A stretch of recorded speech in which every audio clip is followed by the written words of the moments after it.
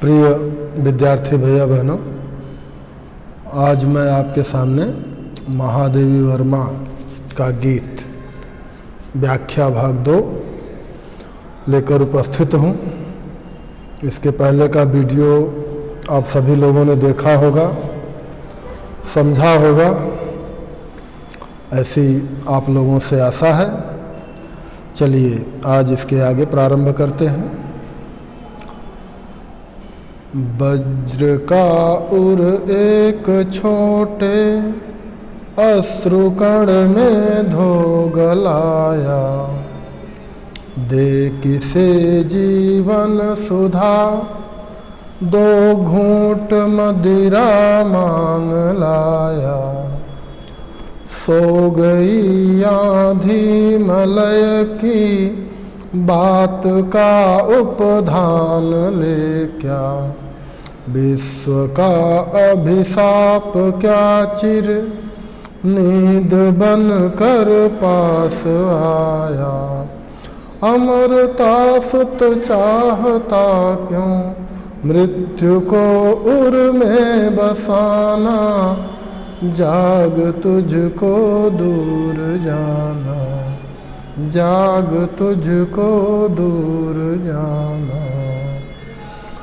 कहन ठंडी सांस में अब भूल वह जलती कहानी, आग हो उर में तभी दृग में सजेगा आज पानी।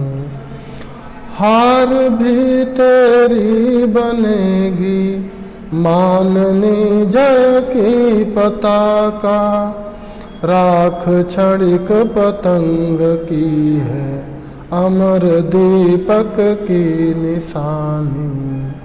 है तुझे अंगार सया पर मृदुल कलियां बिछाना, जाग तुझको दूर जाना, जाग तुझको दूर जाना। प्रस्तुत गीत में महादेवी वर्मा जी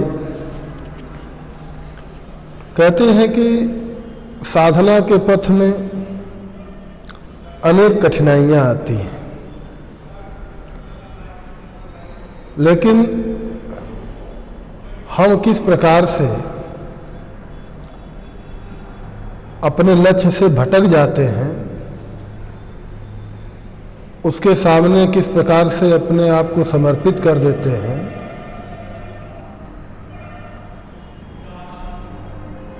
कि वज्र का उर एक छोटे अश्रु कण में धो गलाया। कि वज्र के समान हृदय, कहती है कि हे साधक, तुम्हारा हृदय वज्र के समान है। कहने का मतलब कि तुम दृढ़ निश्चयी हो, लेकिन फिर भी छोटे से अश्रुकण, छोटे से अश्रुकण से तात्पर्य यहां क्या है कि जैसे हमारे प्रियजन, बंधु बांधव, तो जब हम कोई मार्ग चयन करते हैं तो ये लोग हमें रोकने का प्रयत्न करते हैं। तो क्या तुम्हारा वज्र के जैसा कठोर हृदय, दृढ़ निश्चयी हृदय, वह अपने सगे संबंधियों, अपने प्रियजनों के थोड़े से आंसुओं के कारण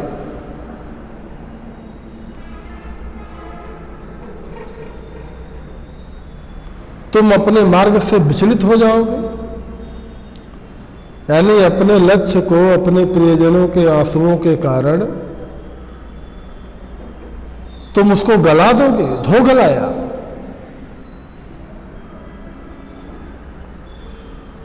दे किसे जीवन सुधा दो घूंट मदिरा मांग लाया। जीवन सुधा, जीवन सुधा का तात्पर्य जीवन रूपी अमृत। वो जीवन रूपी अमृत क्या है भाई व्यक्ति का? उसके अंदर का साहस, उसके अंदर की शक्ति, यही उसका जीवन रूपी अमृत है। तो जिस मार्ग पर तुमने चलने का निश्चय किया था, उस मार्ग को तुमने केवल अपने कुछ प्रियजनों के रोने धोने के कारण क्या किया? गला दिया, अर्थात भुला दिया, और अपने जीवन रूपी अमृत अर्थात अपने साहस और शक्ति को तुमने कहाँ गला दिया? 2 घूंट मदिरा मांग लाया। तो 2 घूंट मदिरा का तात्पर्य कि तुमने अपने अमृतमयी जीवन को, अपनी साधना को मदिरा के समान आलस्य में, जैसे कोई व्यक्ति होता है ना, तो मदिरा वगैरह पी लेता है तो फिर वो आलस्य में डूब जाता है। तो उसी प्रकार मदिरा के समान आलस्य में तुमने अपने जीवन रूपी अमृत को समर्पित कर दिया। कहने का तात्पर्य कि तुम आलस्य में डूब गए।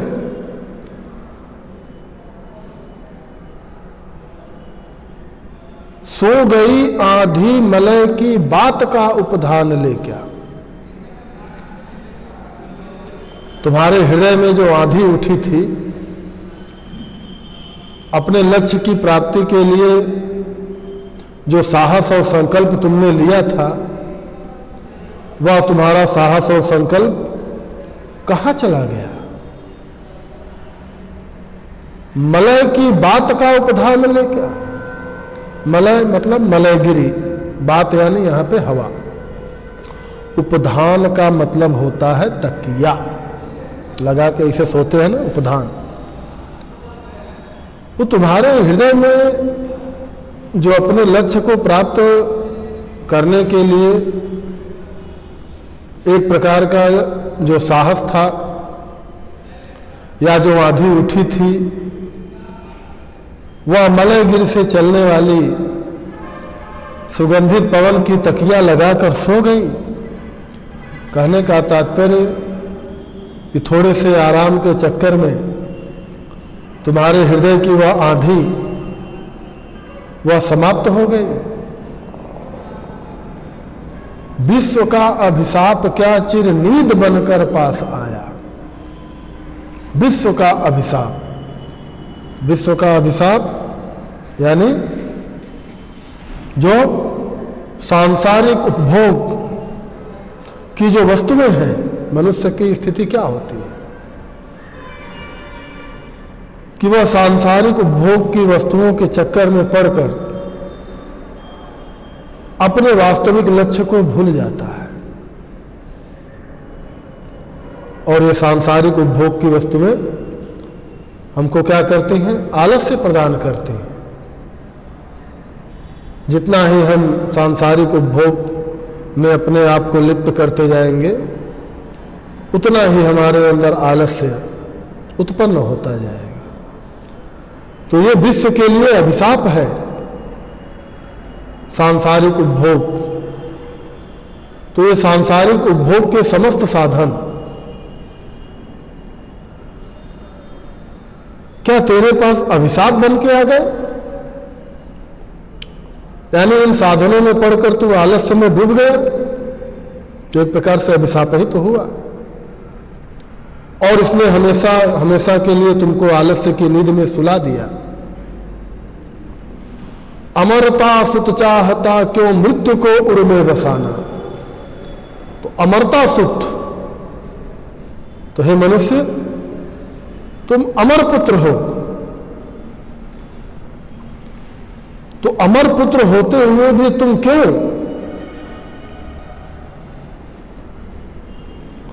तो अमरता सुत चाहता क्यों मृत्यु को उर में बसाना।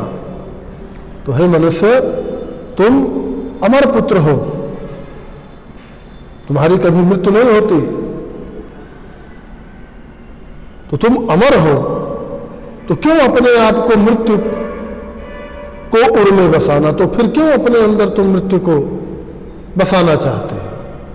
कहने का तात्पर्य कि सांसारिक उपभोग में पड़कर, इस सांसारिकता में पड़कर क्यों मृत्यु को गले लगाना चाहते हो? तुम अमर हो, अपने लक्ष्य की तरफ निरंतर आगे बढ़ो, और सांसारिक उपभोग में अगर अपने आप को लगा दोगे तो निश्चित है कि तुम्हारे जीवन का कोई महत्व नहीं रह जाएगा। इस नाते क्यों अपने आप को सांसारिकता में पड़ करके मृत्यु की तरफ ले जा रहे? जाग तुझको दूर जाना, तुम उठो, आलस्य छोड़ो। क्यों? क्योंकि तुम्हें अभी साधना का बहुत लंबा मार्ग तय करना है।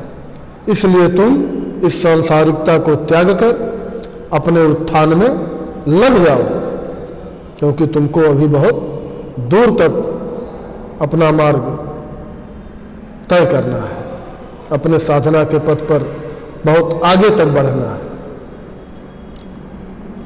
कह न ठंडी सांस में अब भूल वह जलती कहानी, आग हो उर में तभी दृग में सजेगा आज पानी। तो कह न ठंडी सांस में अब भूल वह जलती कहानी। तो कोई भी मनुष्य जब अपने लक्ष्य प्राप्ति के लिए चलता है तो स्वाभाविक है कि उस रास्ते में उसको तमाम असफलताएं भी मिलती हैं। तो उन असफलताओं को अब ठंडी सांसें लेकर कहने का कोई मतलब नहीं है कि क्या बताएं, ऐसा हो गया वैसा हो गया, नहीं तो हम सफल हो गए होते। तो कह न ठंडी सांस में, अब वो अपनी पुरानी दुख भरी बातें, जलती कहानी, तो अब पुरानी दुख भरी बातों को कहना बंद करो, क्योंकि उनके कहने से अब कोई मतलब नहीं है। आग हो उर में तभी दृग में सजेगा आज पानी, कि जब हृदय में आग हो, कहने का तात्पर्य कि जब लक्ष्य की प्राप्ति के लिए हमारे अंदर उत्साह हो, और उत्साह भी कैसा कि जैसे एक आग की तरह, तभी दृग में सजेगा आज पानी। तो दृग मतलब नेत्र। तो तुम्हारे आंखों से निकलने वाले आंसुओं का मूल्य तभी है, नहीं तो असफलता मिली और असफलता के कारण तुम रोने धोने लगे और फिर तुमने अगर दोबारा प्रयत्न नहीं किया तो फिर तुम्हारे आंखों से निकलने वाले आंसुओं का कोई महत्व नहीं है। तुम्हारे आंखों से निकलने वाले आंसुओं का महत्व तो तभी है कि जब तुम्हारे अंदर अपने लक्ष्य को प्राप्त करने की प्रबल इच्छा हो और तुम अपने लक्ष्य को प्राप्त कर लो, तभी उनका मूल्य है। हार भी तेरी बनेगी माननी जय की पताका। हार भी, तो अगर साधना के पथ पर, लक्ष्य पर चलते हुए अगर तुमको हार भी मिलती है, असफलता भी मिलती है, तो वह असफलता भी क्या है? तुम्हारे लिए एक तरह से सफलता ही है, क्योंकि व्यक्ति जब असफल होता है तभी उसको सफलता प्राप्त होती है, तभी उसकी सफलता सच्ची है। तो रास्ते में आने वाली हार भी, वह भी तेरे लिए सफलता ही होगी। राख क्षणिक पतंग की है अमर दीपक की निशानी। राख क्षणिक पतंग की, तो साधना के पथ पर हमें किस प्रकार से अपने आप को बलिदान कर देना चाहिए, तो उसके लिए उन्होंने उदाहरण दिया पतंगे का। पतंगा जो दीपक के पास चक्कर लगाता रहता है अपने लक्ष्य की प्राप्ति के लिए, और अंत में अपने आप को उसी में जलाकर भस्म कर देता है। तो जिस प्रकार से पतंगा अपने लक्ष्य की प्राप्ति के लिए अपने आप को उस दीपक की लौ के सामने जला करके या उसकी लौ में जला करके अपने आप को भस्म कर देता है, राख बन जाता है और उस दीपक की ज्योति के साथ अमर हो जाता है। तो उसी प्रकार साधक को भी, उसी प्रकार व्यक्ति को भी अपने लक्ष्य की प्राप्ति के लिए अपने आप को मिटा देना चाहिए। यानी अगर लक्ष्य की प्राप्ति में अगर हमारी मृत्यु भी हो जाए तो भी हमें संकोच नहीं करना चाहिए। है तुझे अंगार सैया पर मृदुल कलियां बिछाना। तो अंगार सैया, क्योंकि यह रास्ते इतने आसान नहीं हैं, यह एक तरह से अंगार की सेज है, क्योंकि संसार जो है अनेक प्रकार के कष्टों से भरा हुआ है। तो तुम्हें इन संसार के अंगार सैया पर, कहने का तात्पर्य कि संसार रूपी अंगार सैया पर या आग की सैया पर क्या करना है, अपने तप से, अपनी तपस्या से, अपने कर्म से तुम्हें इस पर मृदुल कलियां बिछाना, अर्थात कोमल कलियां बिछाना है। यानी कहने का तात्पर्य कि इस संसार में तुमको खुशी लानी है, इस संसार को तुम्हें प्रसन्न करना है। जाग तुझको दूर जाना, हे साधक तुम उठो, क्योंकि अभी तुमको बहुत दूर जाना है। चलिए इससे संबंधित कुछ प्रश्नों को भी देख लीजिए। वैसे तो मेरी आशा रहती है कि आप लोग स्वयं ही इन प्रश्नों को स्वयं लेकर और स्वयं उसका उत्तर दें, लेकिन फिर भी चलिए एक आध दो प्रश्न मैं देख लेता हूं। तो पाठ और पद्यांश का नाम और कवि, और दूसरा है रेखांकित अंश, तो सभी की व्याख्या करेंगे। तो थोड़ा सा गाड़ियों के चलने की आवाज़ आने लगी भाई, चलिए ठीक है, फिर भी आवाज़ साफ जा रही होगी।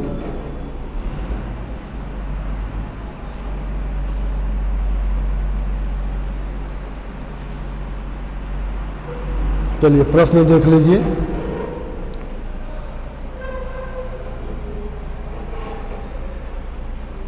कि आलस्य युक्त जीवन को लेकर महादेवी वर्मा जी ने क्या कहा है।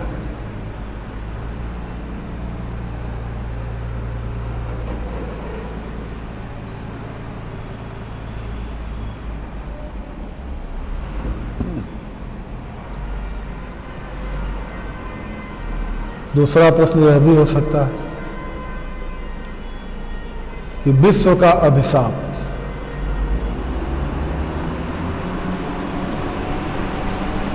क्या है।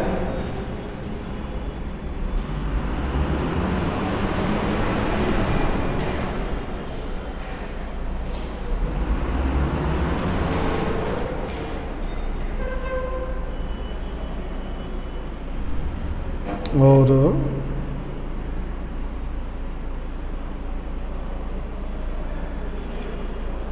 अगला प्रश्न,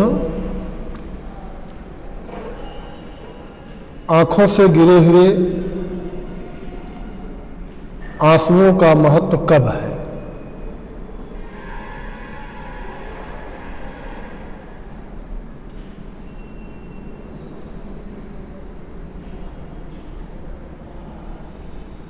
साधक को, अगला प्रश्न, साधक को अपने लक्ष्य की प्राप्ति के लिए क्या करना चाहिए।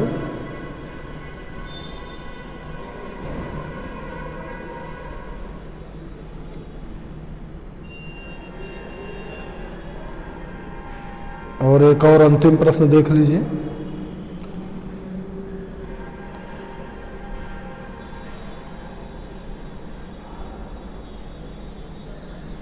अंगार सैया यहाँ पर किसके लिए प्रयुक्त हुआ है। तो आप इन प्रश्नों के उत्तर भी लिखेंगे अपने स्वयं के द्वारा भी प्रश्नों को बना करके उत्तर लिखिए, ज़्यादा अच्छा रहेगा। आज के लिए बस इतना ही। धन्यवाद।